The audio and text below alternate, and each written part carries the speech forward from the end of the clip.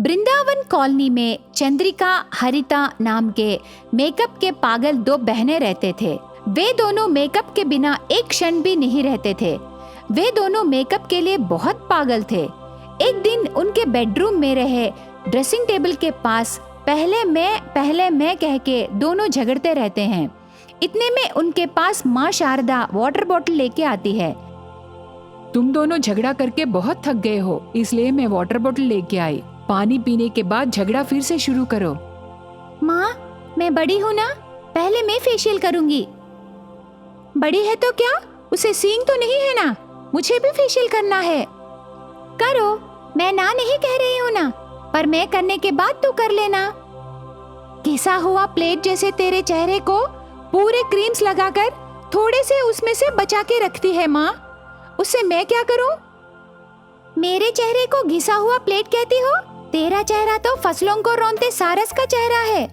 तू इतनी बड़ी बात मुझे बोली? छी, कीचड़ में पत्थर डालने से वापस हमारे चेहरे पर ही गिरेगा। अभी तुझे पता चला कि तू एक पत्थर है करके? मैं पत्थर हूँ तो तुम क्या हो? कीचड़ हूँ। ऐसे चंद्रिका कहते ही हरिता दांत पूरा बाहर रख के जोर जोर से हंसने लगी। चंद्रिका का चेहरा मुरझा जाता है। यह देख के शारदा हंसकर वहाँ से चली जाती है। थोड़ी देर बाद दोनों बहनें ड्रेसिंग टेबल के पास बैठ के अपने अपने चेहरों को फेस क्रीम्स लगाते रहते हैं। इतने में उनके पास माँ शारदा कैरेट और खीरा काट के लाकर दोनों को देकर जाती है। इतने में हॉल में उन दोनों बहनों के पिता माधव आता है। उसके सेलफोन को कोई मैसेज आने पर ओपन करके देखता है। वो मैसेज मेकअप के पागल बेटियों के कॉस्मेटिक्स का बिल था। बस माधव उसे देख के बेहोश होकर गिर जाता है। उसे देखकर उसकी पत्नी शारदा पानी का मग लाकर भागती हुई उसके पति के पास आकर मुंह पर पानी डालती है। थोड़ी देर बाद आंखें खोलकर माधव ऐसे कहने लगा, शारदा, हमारे बेटियों का कॉस्मेटिक्स का बिल आया है। इस महीने में मेरे जेब को बहुत बड़ा छेद हुआ है शारदा। उसे सीलने के लिए सुई धागा काफी नहीं होता। इतना बड़ा बिल आया शारदा। तेरे मंगलसूत्र को अब तू ही बचा सकती है। मेरे मंगलसूत्र को मैं खुद बचाऊंगी जी। ऐसे कहते ही माधव वहाँ से चला जाता है। हैंडबैग लेके बेडरूम से हॉल में आते हैं दोनों बहनें। माँ, मेकअप किट खरीदने के लिए आज तो पैसे देगी बोली ना। मैं और बहन बाहर जा रहे हैं, पैसे दो ना माँ। हम दोनों मेकअप किट्स खरीद के लाएंगे। और एक बार तुम दोनों मेकअप किट्स को पूछने से दोनों के दांत तोड़ दूंगी, खबरदार। माँ, ये कैसी बातें बोल रही हो? हाँ रे, मैं गलत नहीं बोली। गौर से सुनो दोनों।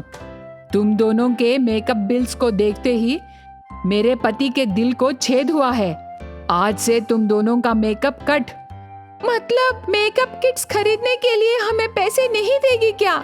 नहीं दूंगी। देखो माँ, चाहिए तो हमें एक दिन खाने के लिए खाना मत दो। हमारा मनपसंद खाना भी मत बनाओ, हम दुखी नहीं होंगे। उसके साथ ये मेकअप किट भी नहीं रहेगा, समझे? ये बात सुन के मुरझाए चेहरे लेकर बेडरूम में जाते हैं। बिना मेकअप के अपने अपने चेहरों को ड्रेसिंग टेबल में देखकर दुखी होने लगते हैं। इस तरह 2 दिन बीत जाते हैं। बिना खाना खाए रहने से माता पिता का दिल पिघलेगा करके सोचते हैं, पर नहीं पिघलता। बिना मेकअप के दोनों बहनों के चेहरे बिना पानी के खेत जैसे हो जाता है। दीदी, माँ हमें कॉस्मेटिक्स खरीदने को पैसे नहीं दे रही, इसलिए मुझे एक आइडिया आया है दीदी। बताओ हरिता, अभी माँ घर में नहीं है, पापा तो ऑफिस को चले गए। हमें अभी क्या करना है ना दीदी, फ्रिज में ताजे ताजे सब्जियां हैं, उनको ले जाकर बेचने से पैसे आएंगे। उन पैसों से हम मेकअप किट खरीद सकते हैं। यह सुन के चंद्रिका खुश होती है। तब तो देर किस बात की बहन, तू जाके सब्जियों को निपटा, मैं जाके दाल चावल को देखती हूँ। ऐसे मेकअप के पागल दोनों बहनें घर में उनके माता पिता ना रहने के समय में बहन हरिता हॉल में रही फ्रिज के पास आती है। उसमें रहे 1 किलो के सब्जियों में आधा आधा किलो अलग अलग से बांधती है। उसके बाद सभी सब्जियों को एक थैली में डालती है। किचन में रही दीदी चंद्रिका चावल, दाल, इमली ऐसे सभी आधा आधा करके कवर में पैक करती है। वो कवर्स पूरा एक बड़ा थैली में डालकर वो थैली लेके हॉल में रही बहन हरिता के पास आती है। दोनों बहनें मिलके उसी गांव में रहे पचारी शॉप किट्टू के पास आके वो घर से लाए सामान को बेच देते हैं। ऐसे आए हुए पैसों को खुशी से देखकर स्कूटी में कॉस्मेटिक्स शॉप के पास जाकर मेकअप किट्स खरीदते हैं, वापस घर चले जाते हैं। इस तरह खरीदे मेकअप किट्स से मेकअप डाल के खुशी होते हैं। इस तरह दिन बीतते गए। एक दिन घर में रहे सभी सामान और सब्जियां गायब हो रहे हैं करके शारदा माधव ग्रहण करके दोनों बहनें घर से ले जाकर बेच रहे हैं करके पता चलने पर हंसने लगते हैं। थोड़े दिनों बाद मेकअप के पागल दोनों बहनें डाल रहे मेकअप के वजह से उनके चेहरों पर छोटे छोटे छेद होके काले हो जाते हैं। उससे दोनों एक दूसरे को देखने लगते हैं। गोपालपुर गांव में राधा नाम की एक औरत रहती थी।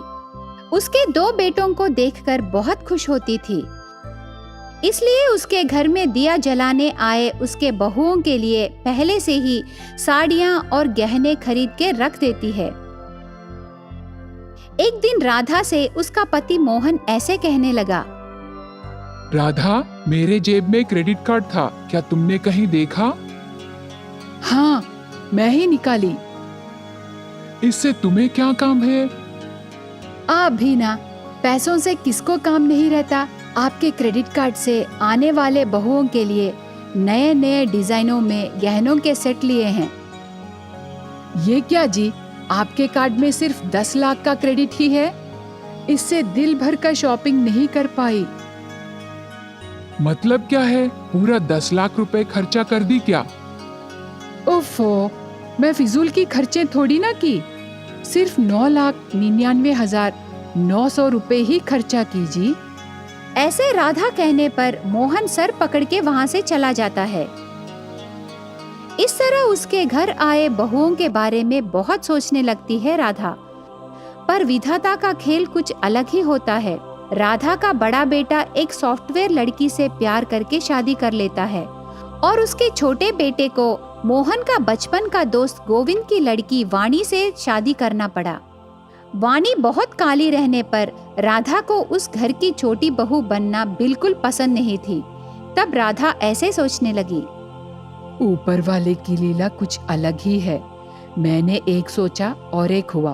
बड़ी बहू बहुत सफेद है, दूसरी बहू बहुत काली है, जो मुझे बिल्कुल पसंद नहीं। समझ में नहीं आता क्या करूं। बहुओं के बारे में मैं कुछ ज्यादा ही सोचने लगी। आखिर में मुझे उस भगवान ने आधा ही खुशी दिया। ऐसे राधा सोचने लगती है। आखिर में राधा का मन ऐसे बन जाता है जैसे उसकी मनपसंद सफेद बहू का काम वो खुद करती थी।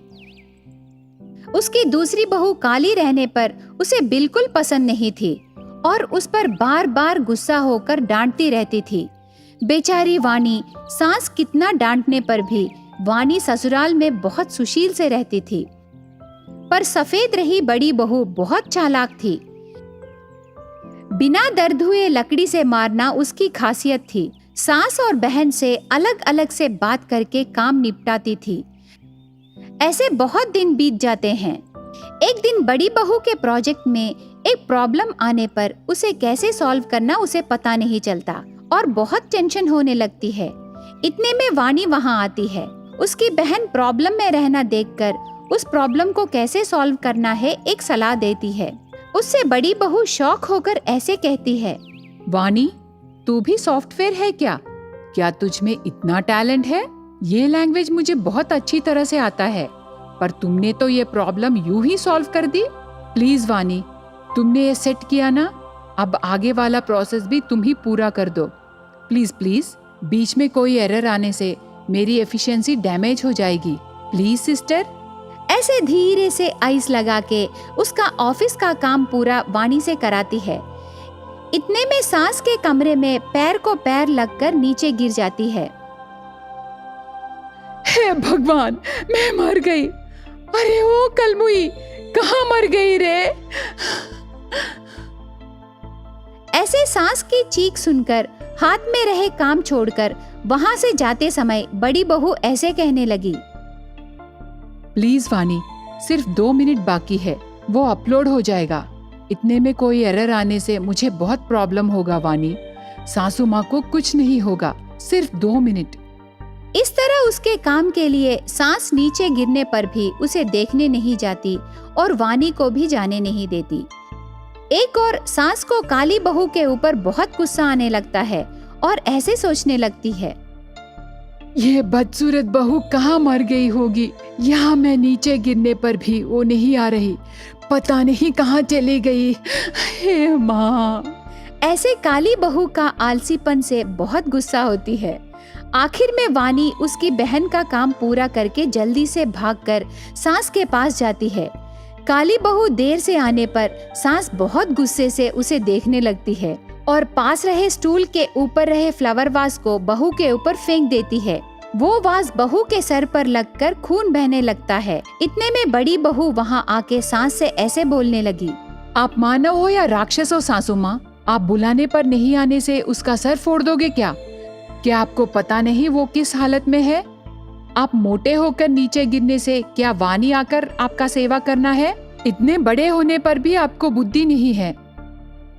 ऐसे सांस को बहुत डांट के ऐसे कहने लगी, क्या वो आपके जैसे अनपढ़ थोड़ी है? वो सॉफ्टवेयर इंजीनियर है, वो बहुत पढ़ी लिखी है और आप उसे इस घर की काम वाली बनाए। आपको देखकर इतने दिनों से मैं भी उसको कम नजर से देखी, पर उसकी खासियत आज मुझे पता चला। उसका रंग ही काला है, लेकिन मन तो दूध जैसे सफेद है। वो एक हीरा है, हीरा। पर आपका मन और बुद्धि पूरा काला है, इसलिए आपको उसकी खासियत नहीं मालूम। ऐसे बड़ी बहू गुस्सा होकर सांस की गलतियां पूरा कहने लगती है। तब सांस इतने दिनों से किए उसकी गलतियों का एहसास आके काली बहू से ऐसे कहने लगी, मुझे माफ करो बहू, इतने दिनों से मैंने तुझे बहुत हिंसा की, पर तू एक बात भी नहीं बोली। तुम्हारी अच्छाई को मैं नहीं जान सकी। ऐसे कहकर बहुत दुखी होती है। उसके बाद से सांस उसके बहुओं के लिए खरीदे वस्तुओं को दोनों में बांटकर उनको देख के खुशी से रहने लगी।